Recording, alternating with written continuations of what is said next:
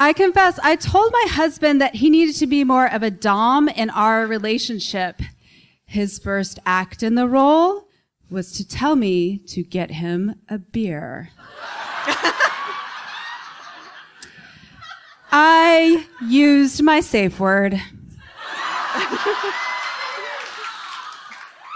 Sex. Almost everybody does it, and almost nobody talks about it, except at BedPost Confessions, a live storytelling series based in Austin, Texas. Whether the performers are funny, informative, political, or completely personal, the anonymous confessions from the audience are the stars of every show. Stories heard at BedPost Confessions explore themes of sexuality, gender identity, dating, marriage, masturbation, breakups, health and wellness, and more. Whether the story is hysterical or downright emotionally raw, we hope BedPost Confessions will either spark a fantasy or start a conversation. Maybe even both. I lie on the exam table with my knees butterflied out, naked from the waist down, a paper sheet covering my lap. I focus on my breathing. My belly rises and expands with every inhale. My physical therapist tells me, now deep breath in, drop your pelvic floor. Imagine a lime passing through your vagina. Though it takes great mental energy and focus to move muscles you've never consciously moved, muscles you don't know the names of, muscles you're not even allowed to talk about. Though I cannot tell, I must be doing it right because she says, perfect, and removes her finger from my body. I have vaginismus. Vaginismus is a pelvic floor condition characterized by involuntary contractions of the pelvic floor muscles, causing pain, penetration problems, and inability to have intercourse.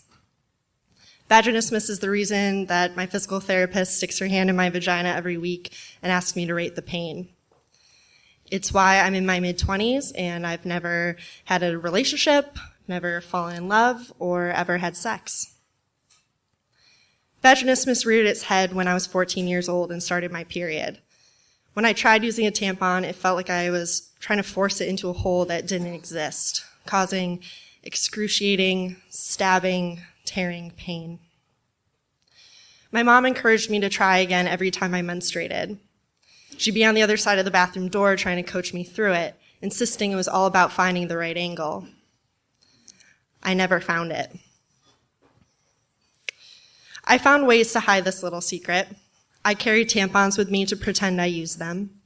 My period was irregular for a long time. I could never predict its onset, so I would buy dresses for proms and special occasions with big, full skirts in order to hide panty lines and pads. I RSVP'd not going to pool parties and avoided planning beach trips with my friends. Bathing suits and slinky dresses were just out of the question. As the years passed by, I listened to all of the juicy details of my friends having sex for the first time, and the second time, and the third. Then I lost count. Girls my age were getting pregnant. I went to the University of Alabama, where practically every girl graduated with a ring on her finger. Every date my friends went on, every guy they hooked up with, every relationship they entered felt like a personal betrayal. They were moving on and growing up in this arena without me. I felt left behind, embarrassed and ashamed, isolated and infantilized. I spent years visiting countless doctors who couldn't tell me what I had or how to fix it. Some of them refused to even examine me because they thought it was a waste of their time since I wasn't currently sexually active. A few insisted that it must have been the result of sexual trauma. Trauma is a cause, but it's not the cause. Vaginismus and pelvic pain are unique to everybody who has it. The root can be purely physical, but is often a combination of physical, emotional, and mental factors. For me, the pain is cyclical. The physical pain causes my anxiety around sex, dating, and relationships. In turn, the anxiety manifests physically, causing my muscles to tighten and making it harder to penetrate. Lots of doctors told me to just relax, which is really hard to do when, one, you're bracing for a lot of pain, and two, when you don't know how. Some doctors told me to just drink alcohol when I wanted to be intimate with someone. It's terrible medical advice. Alcohol doesn't lead to looser muscles, but only to poor decision making. One gynecologist told me to do Kegels every day, which I later found out that Kegels only made my muscles tighter and stronger and harder to penetrate. One was sick of my knees snapping shut every time she came with a speculum that she had a nurse hold them down and apart while she forced it in. Another suggested that I buy the skinniest candle I could find and practice inserting that when I was naturally lubricated, meaning on my period. I'll never forget the panic attack I had in my bathroom trying to stick a candle inside me, mascara running down my face, blood covering my hands, the candles, the counter, the floor. I didn't think I was ever going to be able to do it. It was then that the mean, nasty, ugly voice inside my head whispered, "I'll never have sex. I'll never fall in love. I'll never get married or have children." That's a lot riding on one body part. The summer between graduating college and starting grad school at UT, I found my first pelvic floor physical therapist in Nashville, Tennessee. I went to her office twice a week where she'd stick her hand inside me, and every day I'd practice inserting my dilators. Dilators are plastic phallic-shaped rods that come in varying widths that are used to treat the condition. At the end of the summer, I was able to use a tampon for the first time. I was 21 years old, about to start graduate school, and I used a tampon for the first time. When I moved to Austin, I was eager to explore my sexual potential. It was new and exciting, and I wanted to do it right away. I wanted to share this part of the human experience that songs, books, poems, TV shows, movies are about. I also felt a clock ticking, the big V word looming over me. No one thinks it's cute to be a virgin in your 20s. And I hate that word, virgin. Like its equal and opposite sister whore, it places value and judgment on women in ways that we can never win. We talk a lot about slut shaming, but we never talk about virgin shaming. Characters in the media who are virgins are portrayed as uptight, self-righteous killjoys. Match.com does a Singles in America study every year, and they have the question, would you ever consider dating a virgin? Because we don't have anything else to offer as human beings. And 42% of people say they would not consider dating a virgin. Once someone gets to a certain age without having sex, people assume that something must be wrong with her. Or maybe no one finds her attractive. And as women, we're taught from a very young age that how attractive we are is directly correlated to our value. Not to mention, our society's accepted definition of the word is completely based on heteronormative penis, vagina penetration. But there are lots of different kinds of people having lots of different kinds of sex and lots of different kinds of relationships. It's a bad definition, and yet it holds the power to make people feel unwanted and undesirable. It validates some people's sex and not others, claiming there's a right and a wrong.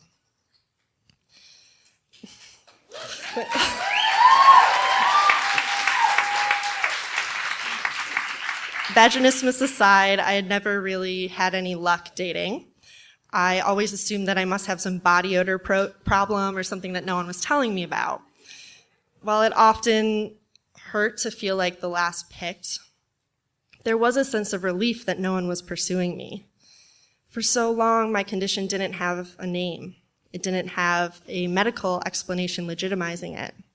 It was a pain I had never heard of, a pain that doctors couldn't figure out. The idea of being intimate with someone was terrifying. How would I ever explain it to them? But now it had a name, and it had a medical explanation. I could use a tampon, and I was living in this big city full of single 20-somethings, and dating finally felt like a possibility. But what I quickly learned was that dating is the worst.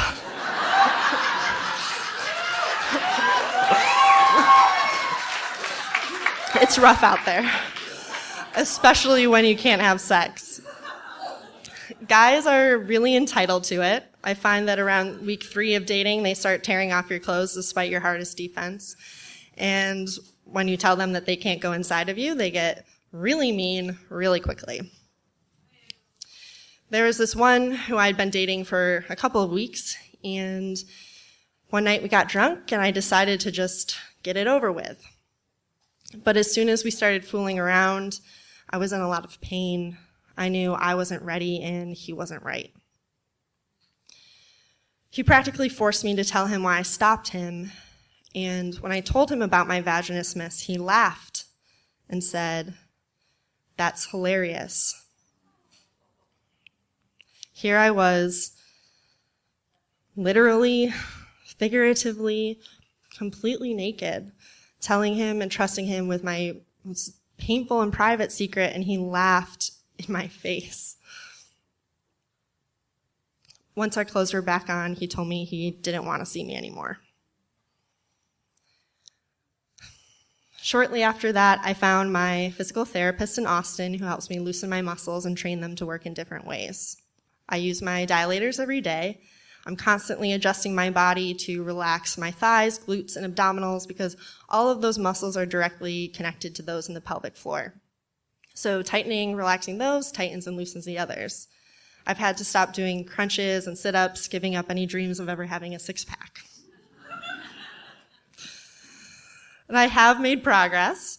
I'm using the large-size dilator in physical therapy. Thank you. I have doctors who I really like and trust, and they are familiar with the condition. This summer, I had my first pain-free exam at the gynecologist.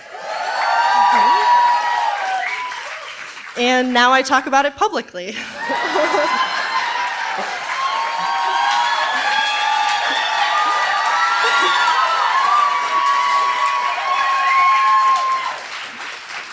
I'm actually in pre-production for a short animated film about it, also called Tightly Wound. And if you see the cards that are around on your seats, it has all the info, how you can follow along. We're having a Kickstarter next month. I share my story because talking about it feels better than hiding behind shame.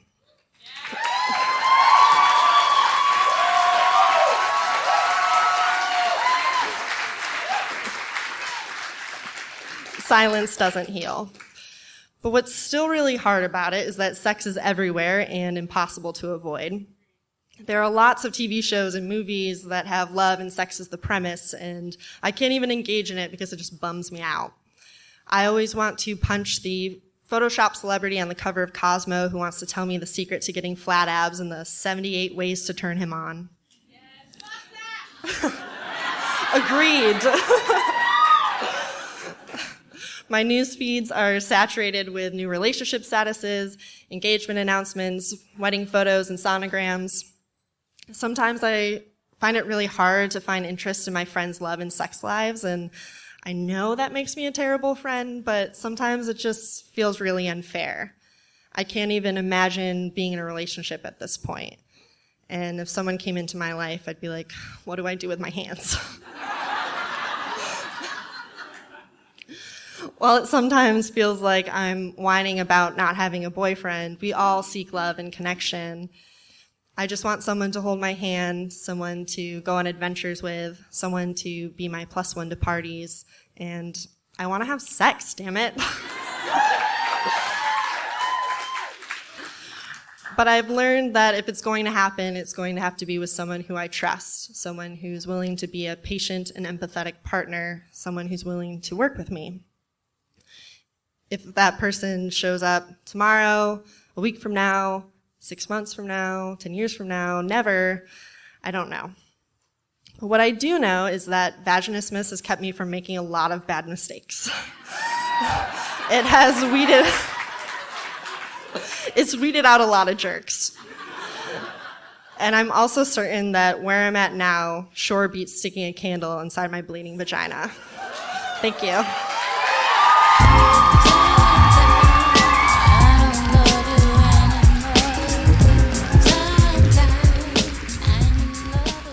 Keep it going for Shelby Hadden.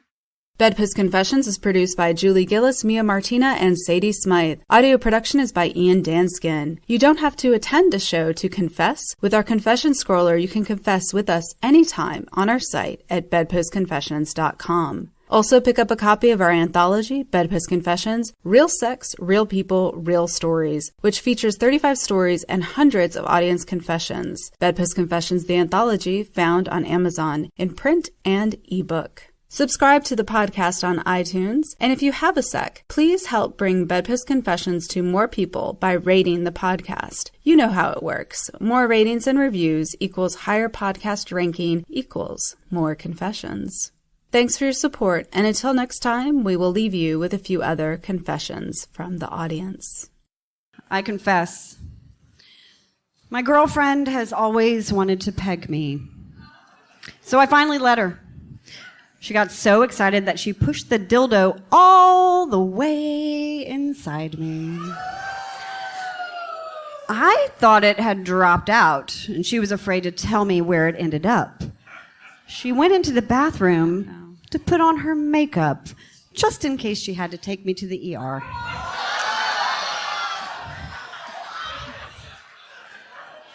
Then I just decided I'd just try sitting on the toilet. And that took care of things. Note to self and Bedpost Confessions. Next time, tie a string on it. Sage advice. And then right after that, I got this confession. I confess, I like sticking dildos up my boyfriend's ass. Power trip.